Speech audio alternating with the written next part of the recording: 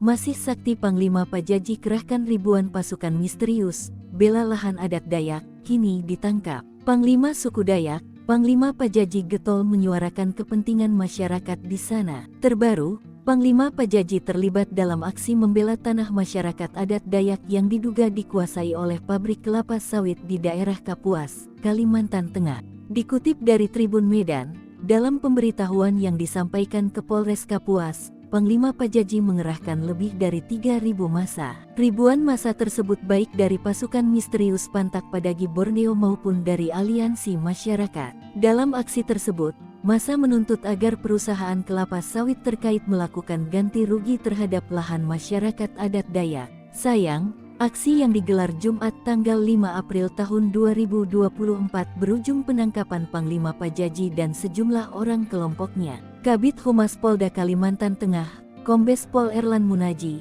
membenarkan penangkapan kelompok Panglima Pajaji atau Agustinus Laaki. Sebanyak 11 orang diamankan oleh tim gabungan Polres Kapuas dan BKO personel Polda Kalteng pada Jumat tanggal 5 April tahun 2024. Mereka ditangkap di area pabrik kelapa sawit di Desa Teluk Hiri, Kecamatan Kapuas Barat, Kabupaten Kapuas, Kalimantan Tengah. Kelompok Panglima Pajaji tersebut diamankan untuk dimintai keterangan lebih lanjut dan mengamankan sejumlah barang bukti berupa 11 bilah senjata tajam jenis mandau. Kombes Erlan Munaji menjelaskan bahwa kelompok Panglima Pajaji diduga telah mengganggu ketertiban umum dengan cara menutup akses jalan ke PT tersebut. Tidak hanya menutup akses, mereka juga diduga melakukan pengancaman terhadap karyawan dan pengguna jalan dengan menggunakan senjata tajam jenis mandau. Hal tersebut tentu menjadi atensi dari pihak kepolisian untuk melakukan antisipasi terjadinya hal-hal yang tak diinginkan. Terkait mereka yang diamankan, akan dikenakan pasal 2 ayat 1 UU nomor 12 DRT tahun 1951